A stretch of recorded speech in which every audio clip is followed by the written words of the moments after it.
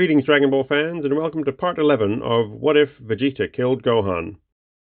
Unwilling to face the past again, Gohan refused to go back to collect the other Saiyans that he's aware of. Videl then stepped forward to seize the opportunity to meet her dad, and she brought back not just one or two Saiyans, but three, which worked out nicely, since only one Gohan can participate in the ritual. Gohan himself is still reeling from the discovery that Goku and Piccolo's souls were reincarnated, not only on Earth, not only in the same continent or city, but as Gohan's very own children, Goku and Jinbei.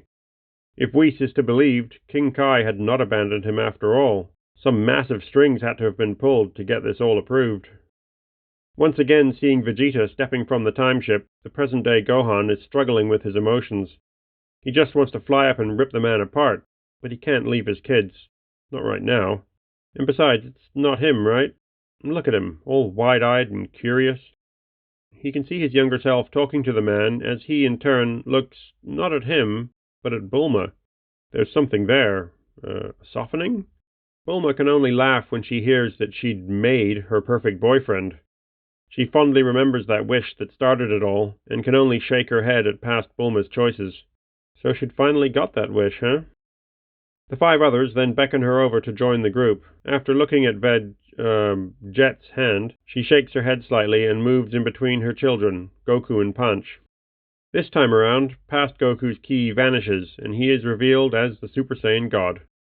He immediately flies off to fight Beerus, not knowing about the capsulized time chamber. His power here is somewhat lacking, as this is a pre-Buu saga Goku, who outright lost to Cell, but is still very much alive, for one reason or another. He still puts Beerus through his paces, though, and still absorbs things into his base form.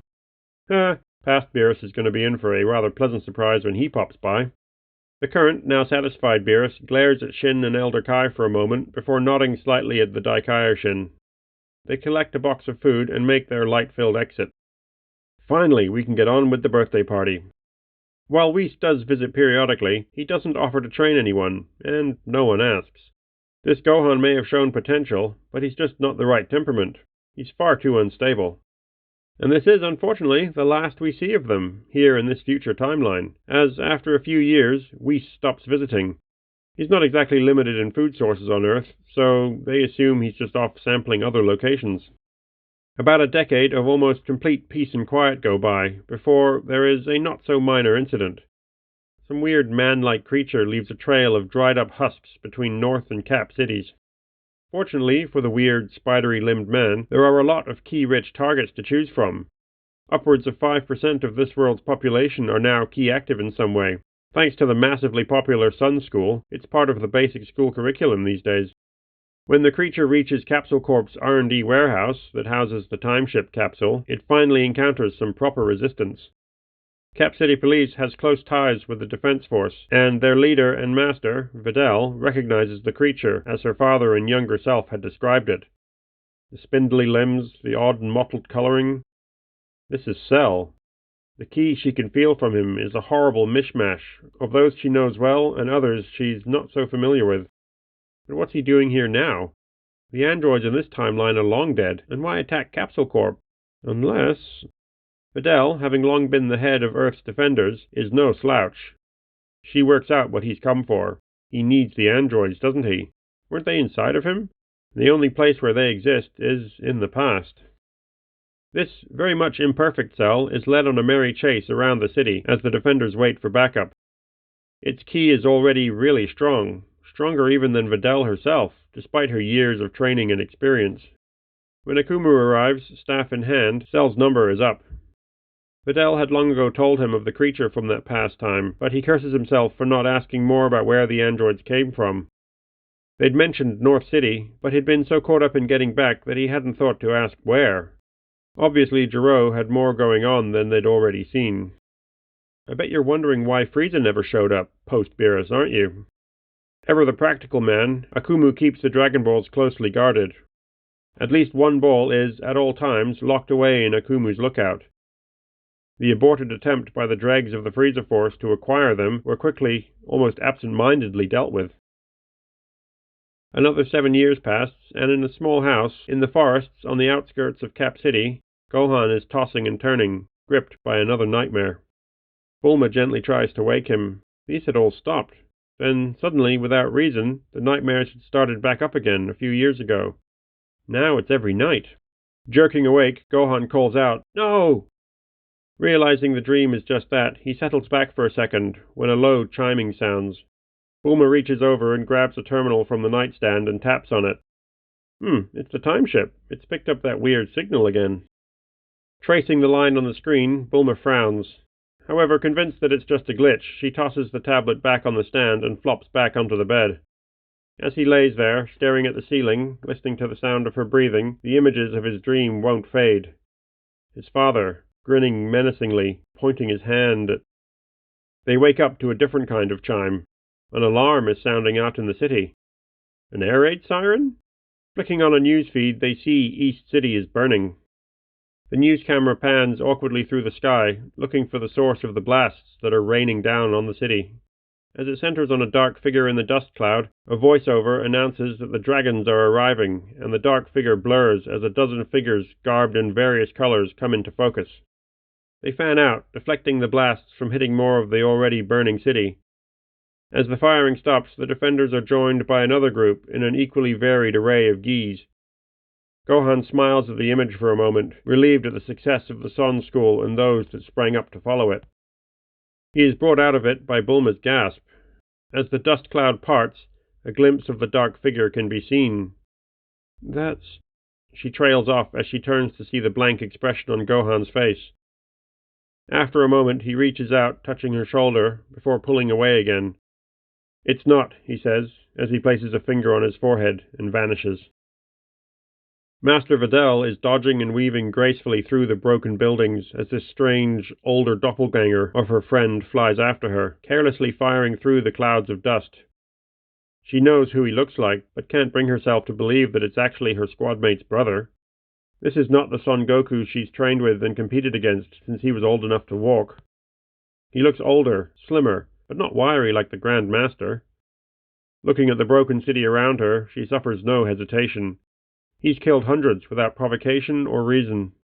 She dives low, leading the man towards the waiting crossfire. When she feels a familiar presence directly above her, she twists, spiraling upwards out of the dust clouds. The beams and energy blasts of the defenders strike out, missing, striking, and missing again.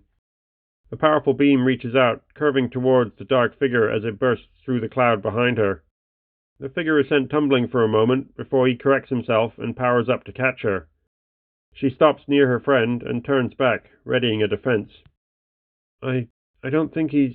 She stops as Jinbei nods. My brother, Jinbei says, the barely controlled anger clear to her ears, is still off with the Daikaioshin defending Yardrat. I can still feel him. Seeing his target waiting there with someone else, someone familiar, the figure comes to a stop. His smile does not reach his eyes. Jinbei descends slowly, his hair crackling as he slips down past Videl, leveling with the figure. He asks just where he got that body. Who is he? Explain yourself. Black only introduces himself as Black. He's looking forward to testing this body out on a real opponent. None of these have come close. Doesn't matter who's in that body, does it? Jinbei says sourly. It just loves to fight. Black stares at him, then, smiling in agreement, he swings in to attack. His foot whips in, catching Jinbei's blocking arm with a thud. Jinbei's hand quickly wraps around the ankle like a vice, and Black feels the pain of bones shifting unnaturally. Searing hot pulses run up his leg as he feels the pressure shift with the twisting bones. His ankle starts to buckle under the pressure of this man's grip, and he screams as his body is flung out.